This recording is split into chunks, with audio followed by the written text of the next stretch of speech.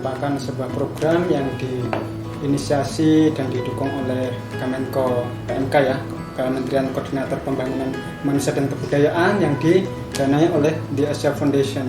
Jadi program ini berusaha memberdayakan kelompok-kelompok marginal, ada komunitas korban pelanggaran HAM. Nah, khusus IKOHI sendiri yang merupakan bagian dari komunitas korban pelanggaran HAM berada di pilar restorasi sosial dan hak asasi manusia.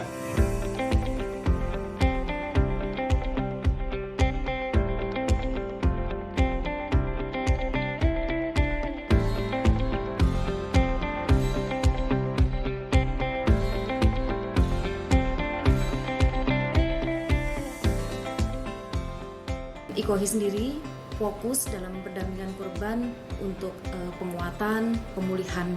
Selama ini yang dilakukan IKOHI sangat banyak ya, karena dalam pendampingan itu bukan hanya saja untuk dalam perjuangan mencari keadilan, tapi juga lebih banyak kepada pemulihan korban, penguatan itu. Jadi meskipun perjuangan ini belum tercapai, tapi kan perjalanan hidup harus terus berjalan. Jadi penguatan perekonomian dan kesehatan itu lebih diutamakan dalam pendampingan kepada komunitas Mei 98.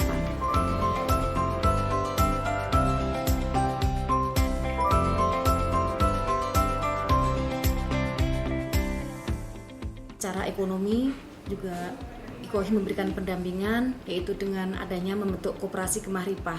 Nah, dari sana juga ada dukungan-dukungan dari Elsam, dari gugus penguatan korban dari KKPK itu untuk mendapatkan bantuan-bantuan untuk menunjang ekonomi bagi korban. Dan untuk 5 tahun terakhir ini kira-kira dari tahun 2014, nah ini lebih kepada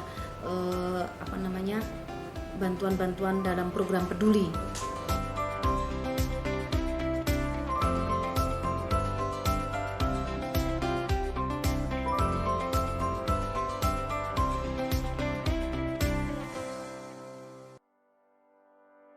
Untuk program peduli sendiri, kita fokus pada penghilangan stigma, diskriminasi, dan juga untuk membentuk sebuah inklusi sosial.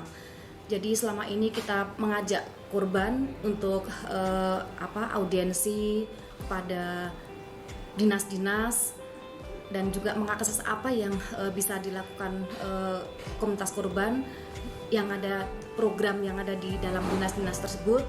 Nah, kita ajak mereka untuk hearing, untuk kita diskusi, dan selama ini ternyata juga sudah banyak yang dihasilkan dari hasil proses audiensi tersebut. Seperti misal, jadi korban banyak mendapatkan akses layanan seperti misalkan kayak kartu BPJS, kayak kartu Jakarta Pintar, kayak kartu Jakarta Lansia. Itu juga hasil dari mereka beraudiensi. Jadi mereka tahu apa program-program yang sebenarnya ada di dalam dinas-dinas tersebut gitu. Nah, untuk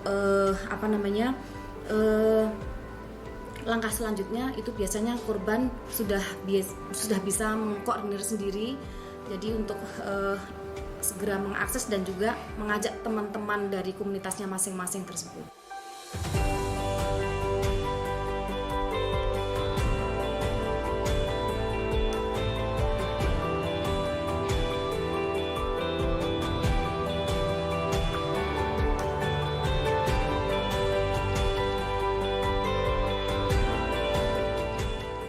Saya selalu lapor kan.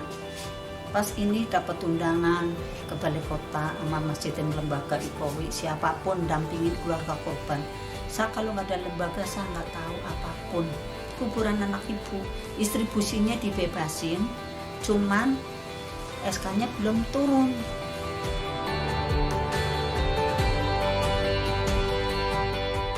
Di dalam komunitas Mei 98 itu sebenarnya banyak sekali ya untuk penerimaannya, karena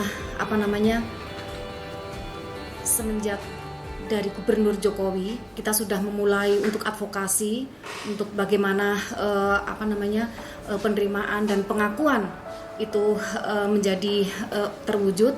Nah, kemudian dilanjutkan oleh Gubernur selanjutnya, yaitu Bapak Ahok. Nah, kita mulai mengadvokasi bekerjasama dengan Komnas Perempuan, juga dengan Elsam. Nah, juga dengan yang tak kalah pentingnya adalah keluarga korban sendiri. Kita ingin adanya sebuah pengakuan yang memang itu meskipun bukan dari pusat, tapi bisa memberikan sebuah pemulihan minimal secara psikologis bagi korban. Nah, kemudian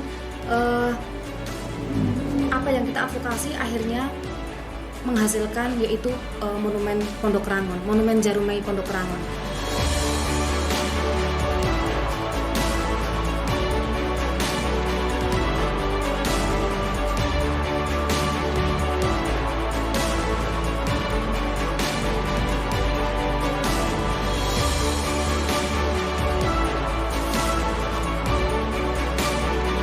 Ya, pandangan warga, satu saya kan ada kegiatan ya dari kontras, IKOHI, ada kegiatan undangan apapun selalu datang ya. Kalau ada acara selalu diundang. Ya itulah, jadi keluarga korban itu ya nggak putus keluarga korban, nggak putus berteman, nggak putus saudara. Akhirnya berlanjutkan itu ya ada lembaga. Kalau nggak ada lembaga, mungkin dari tim relawan untuk kemanusiaan udah. Nah, warga komunitas Mei 98 juga sudah mulai ada penerimaan di masyarakat dengan salah satu contoh, misalkan ada salah satu keluarga korban yang juga sudah tampil menjadi ketua RT yang dulunya korban tidak pernah dianggap sebagai apa-apa.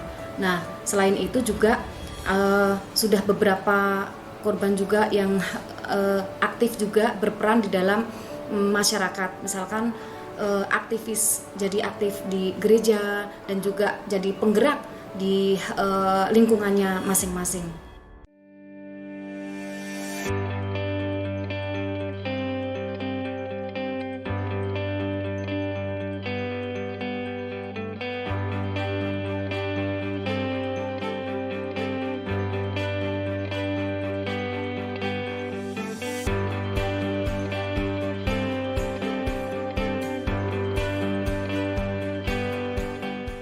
Apalagi semenjak lockdown ini ya, saya sering dapat bantuan dari sini ya. Saya selalu bawa, saya kan numpang sama anak saya, tidurnya di mesan. Selalu bawa sembako, saya karena dipercayain sama orang, saya tumpuk di pos itu, di pabrik, saya numpang. Ini untuk masyarakat yang semuanya keluarga korban. Kok bawa sembako banyak? Oh ya, saya dipercaya sama orang, suruh bawa. Harus perwakilan, nggak boleh ngerumun, nggak boleh. Kita rame-rame gitu. Ya nggak putus saudara, nggak putus berteman korban gitu. Ya sampai sekarang ini ya alhamdulillah korban ini berlanjut. Satu ada IKOHI, ada bantuan Kube, ya kita ini ya ada surat kesehatan ya punya gitu. Ya itu di zamannya Ahok 2014 data, 2015 itu surat kesehatan turun. Membicarakan soal peran di dalam komunitas Mei 98 itu memang mayoritas dan sangat dominan adalah para ibu-ibu ya, para ibu-ibu korban. Nah, selama ini para ibu-ibu korban ini banyak tampil, banyak sekali kontribusinya untuk khususnya komunitas di Mei 98 di sekitar.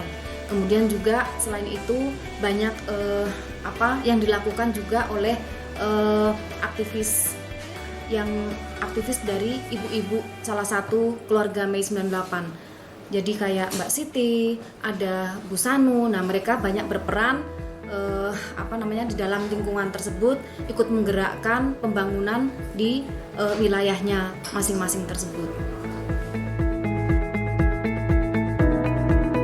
Harapannya setelah program ini selesai, kemudian komunitas korban bisa semakin berdaya, komunitasnya bisa semakin solid, bisa bersama warga sekitar untuk terus membangun harmoni sosial, bisa mempertahankan keberagaman, membangun kerukunan sosial, sehingga stigma dan diskriminasi itu makin lama makin terhapus sepenuhnya.